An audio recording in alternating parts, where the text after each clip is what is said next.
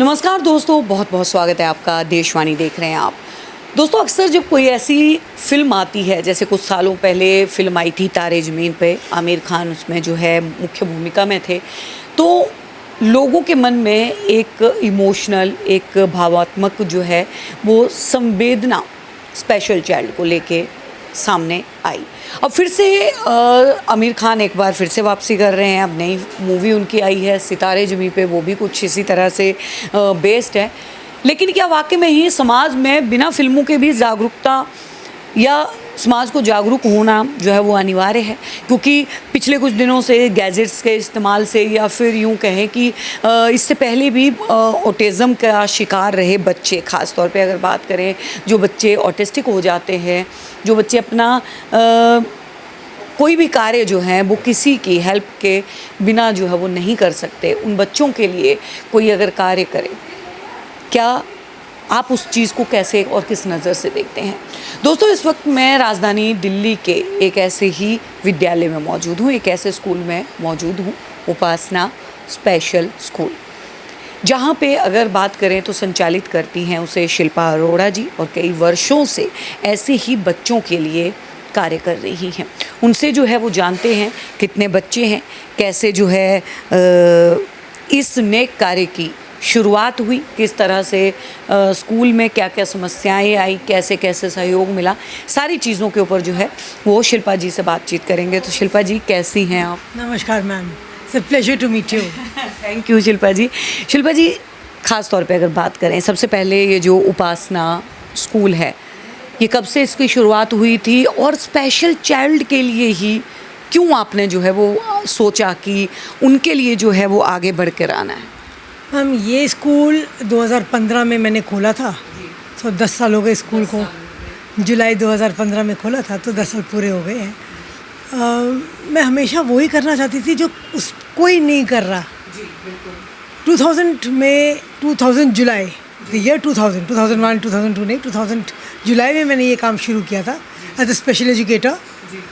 तो उस टाइम तो किसी ने ऑटिज़म, डाउन सिंड्रोम वगैरह के बारे में सुना ही नहीं था, तो पता ही नहीं होता था है क्या। तो मालूम है, सारे लोग क्या कहते थे, ये पागल बच्चे हैं, पागल बच्चा है। बिल्कुल, अक्सर यही कहा जाता है कि इनके घर में जो पागल है उनका बच्चा है, या फिर बच्चा जो है वो विकलांग भी बोल देते हैं कि मानसिक तौर पे विकलांग है। ऐसे बच्चों को ज़्यादातर जो है ये कहा जाता है कि मेंटल असाइलम में जो है वो भेज दिया। बिल्कुल सही बात है, पर अब अवेयरनेस बढ़ गई है, लोगों को पता है, और गवर्नमेंट की फैसिलिटीज़ काफ़ी हो गई इन बच्चों के लिए, तो अवेयरनेस के कारण काफ़ी फ़र्क पड़ गया है। बच्चे ये स्कूल भी आ रहे हैं, अलग अलग इंस्टीट्यूशंस में जाते हैं, ट्रेनिंग्स हो रही हैं। गवर्नमेंट के CSR प्रोजेक्ट्स काफ़ी बड़ी कंपनीज़ में, MNCs में हैं, इसके कारण इन बच्चों को जॉब्स भी मिलने लगे हैं। 2 to 3% रिजर्वेशन है इन बच्चों के लिए, तो पर उसके लिए बच्चों को 10th या 12th पास करनी होती है।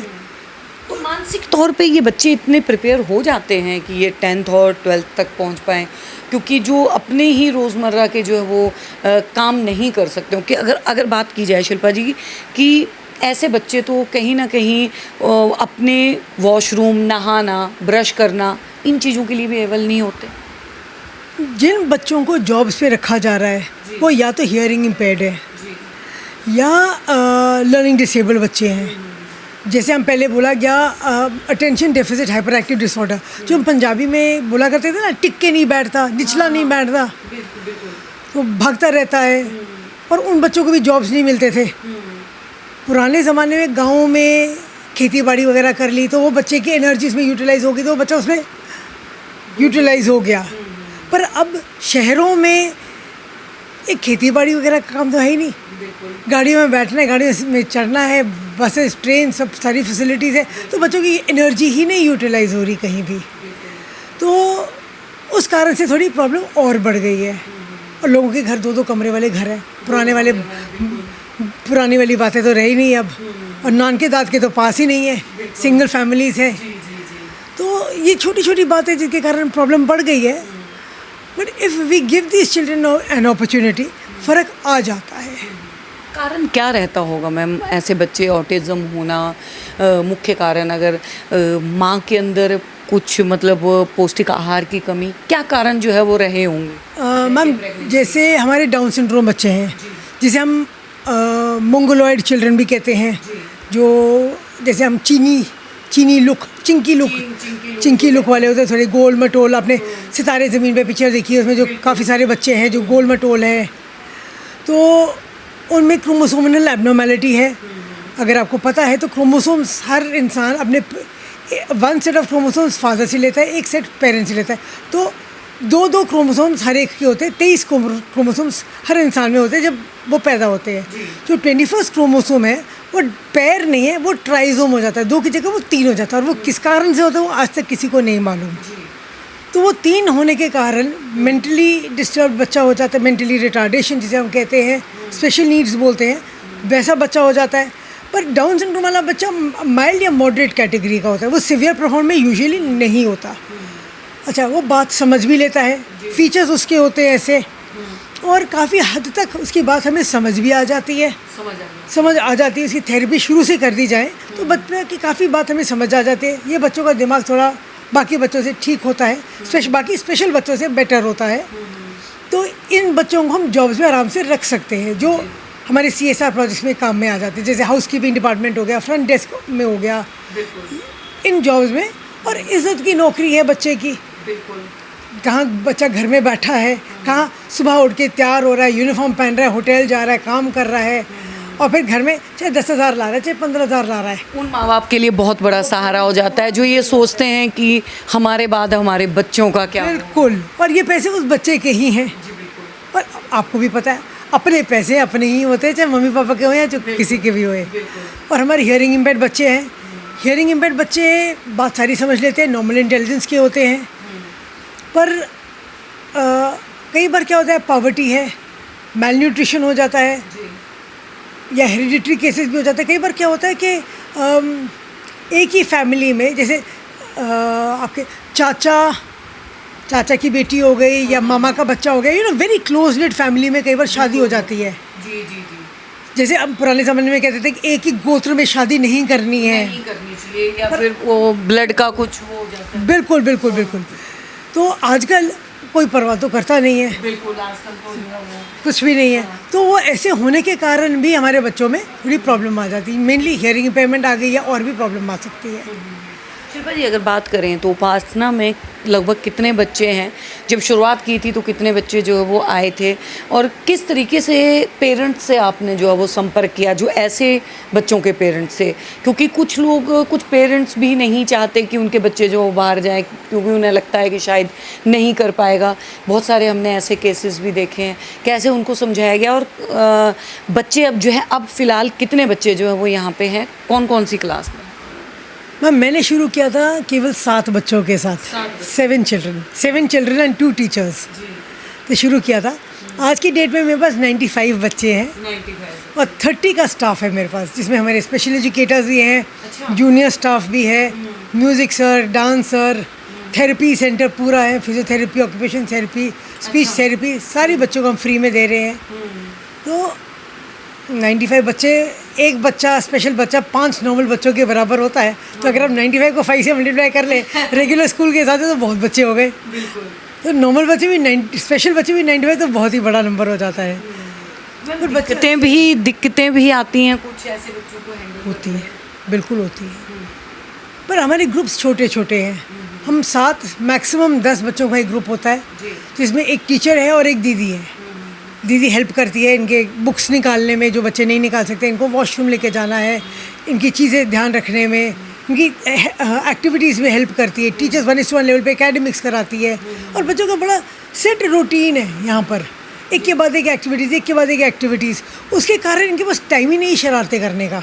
लेकिन मैं अगर बात करूँ तो हमारे ही रिलेटिव्स में एक फैमिली है जिनमें जो है उनका जो सेकंड जो बेबी था, अगर बात करें, पहले डॉटर थी, तो उसके बाद जो है जब लड़का पैदा हुआ तो वो स्पेशल चाइल्ड हुआ, ऑटिज़म का शिकार वो बच्चा जो है वो, जब उन्हें पता चला 3-4 साल का जब वो हुआ, लेकिन वो बच्चा अब इतना ज़्यादा अग्रेसिव है, अगर बात करें शिल्पा जी, कि वो कहीं पे ट्रैवल नहीं कर सकते, उसको लेके वो नोचने लगता है, लोगों को मारने लगता है, काटने लगता है। इस तरीके के बच्चे भी हैं। यहाँ पे पेरेंट्स का सेंसिटाइज होना बहुत ज़रूरी है, पेरेंट्स की ट्रेनिंग बड़ी ज़रूरी है। अब बच्चा एग्रेसिव क्यों हो रहा है, सोचने वाली बात है।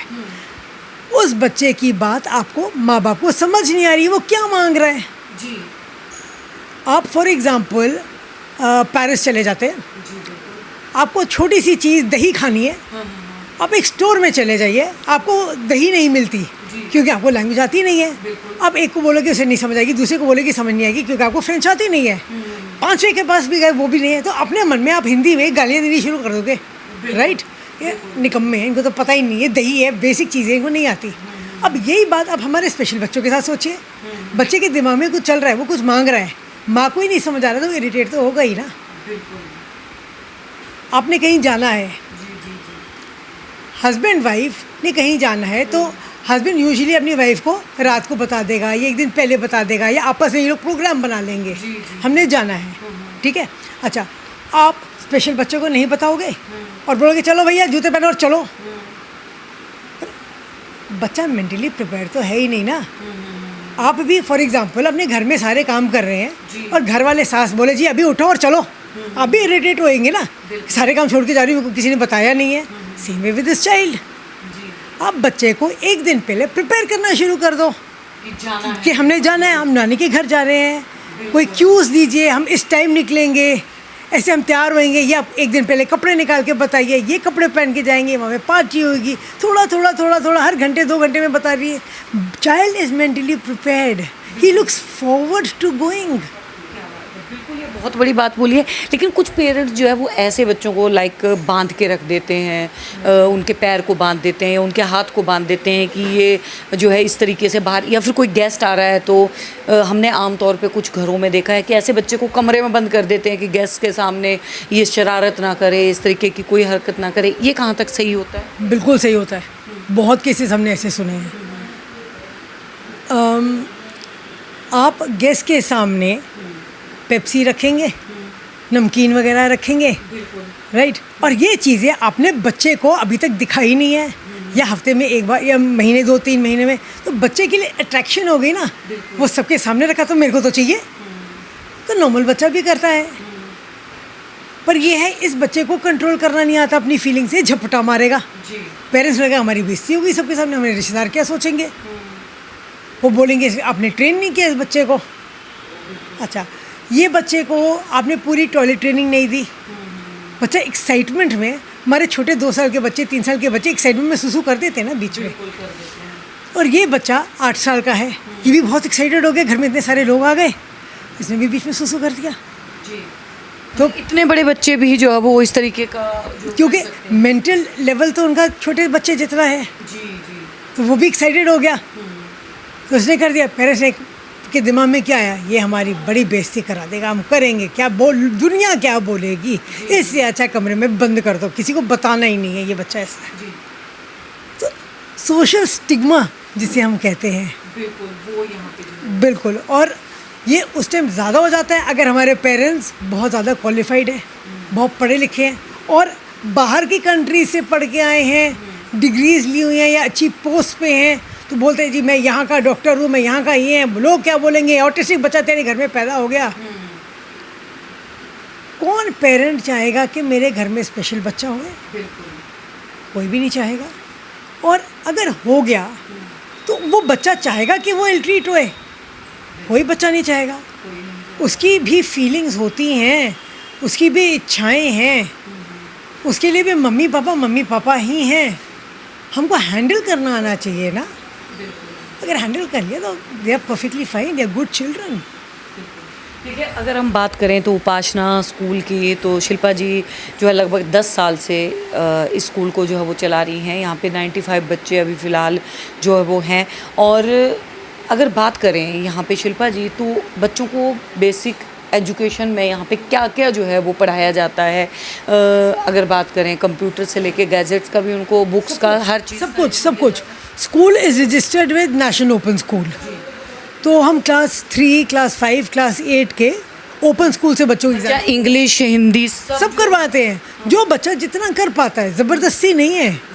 पर अगर ओपन स्कूल से बच्चे ने करना है तो उनके मैंडेटरी होते हैं कि भाई ये सब्जेक्ट्स नहीं करने हैं, तो हम उसी तरीके से बच्चे को पढ़ाते हैं कि भाई इतना इसको आ जाए कि वो एग्ज़ाम क्लियर कर ले। जी हम ये नहीं चाहते हमारा बच्चा 90% रोए, पर ये होए कि इज्जत से 40-50% आ जाए और माँ को भी लगे जी मेरे बच्चे ने पढ़ाई की है, ये क्लास पास कर लिया है। तो that is the main idea. और बच्चा पास हो भी जाते हैं, क्लास 3 का भी हो गया, क्लास 3 से क्लास 4, 4 से 5। पर जैसे गवर्नमेंट के एग्ज़ाम्स होते हैं तो क्लास 3, क्लास 5 और क्लास 8 के ओपन स्कूल के एग्ज़ाम्स हो गए। उसके बाद 10th के होते हैं और 10th के होते हैं और 12th के होते हैं, ये सारे ओपन स्कूल के हैं। और बच्चों के लिए हम 10th और 12th में सब्जेक्ट्स ही वही रखते हैं जो हमें लगता है हमारा बच्चा कर सकता है। जैसे कंप्यूटर्स होगी, बेसिक कंप्यूटर्स होगी, कुकिंग हो गई, आर्ट एंड क्राफ्ट हो गया, म्यूज़िक हो गया, ये पे सब्जेक्ट्स हमारे बच्चे कर लेते हैं। इसमें एक्चुअली 35 to 40% थ्योरी होती है और 60% के करीब प्रैक्टिकल होता है। तो प्रैक्टिकल में पास हो गया तो थ्योरी में अगर 30-40% भी हुआ तो कुछ इंटरनल असेसमेंट के 5-10 नंबर मिल जाते हैं, थ्योरी के कुछ नंबर मिल गए, बच्चा पास तो हो ही गया ना। और पेरेंट्स के लिए कितनी बड़ी अचीवमेंट होती है कि भाई मेरा बच्चा 10वीं पास है।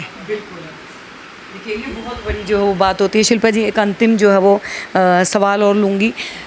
ये जो स्कूल है, अगर यहाँ की बात की जाए तो इन बच्चों के पेरेंट्स से किसी प्रकार की कोई फ़ीस भी ली जाती है, एडमिशन फ़ीस और एंड ऑल, और ड्रेस वगैरह सारी चीज़ें जो है वो यहाँ पे? मैम जो बच्चा फ़ीस दे सकता है वो दे रहा है, जो नहीं दे सकता हम उनसे नहीं ले रहे। क्योंकि कई बच्चे हमारे पास ऐसे हैं, जैसे आज ही एक बच्चे की एडमिशन हुई, उसके पेरेंट्स है ही नहीं, उसके दाद की उसका खर्चा उठाएंगे, दाद के भी नहीं, उसकी दादी और उसकी बुआ उसका खर्चा उठाएंगे। तो मिनिमम 500-600 रुपये, 1000 रुपये में उस बच्चे को लिया। पर ये नहीं कि मैं 1000 रुपये ले रही हूँ तो बच्चे की थेरेपीज़ नहीं होंगी, बच्चे की स्पेशल एजुकेशन नहीं होएगी, बच्चे का सब कुछ होएगा। सब कुछ होगा। इसलिए हमारे स्पॉन्सर्स हमारे साथ खड़े होते हैं। टाइम पे कोई कंपटीशन वगैरह भी होता रहता है? बिल्कुल, स्पेशल ओलंपिक्स भारत के साथ कनेक्टेड है, तो स्पोर्ट्स में हमारे बच्चे पार्टिसिपेट करते हैं। श्रीजन स्कूल है, वहाँ पे इंटर स्कूल कॉम्पिटिशन्स होती हैं, और स्कूल्स में हैं, तो हमारे बच्चे सब जगह जाते हैं। हमारा APJ स्कूल पीतमपुरा से टाई अप है, हमारा दिल्ली पब्लिक स्कूल रोहिणी से टाई अप है, माता जय कौर, जसपाल कौर स्कूल, इन सब के फंक्शंस में हमारे बच्चे पार्टिसिपेट करते हैं। I get a very good exposure.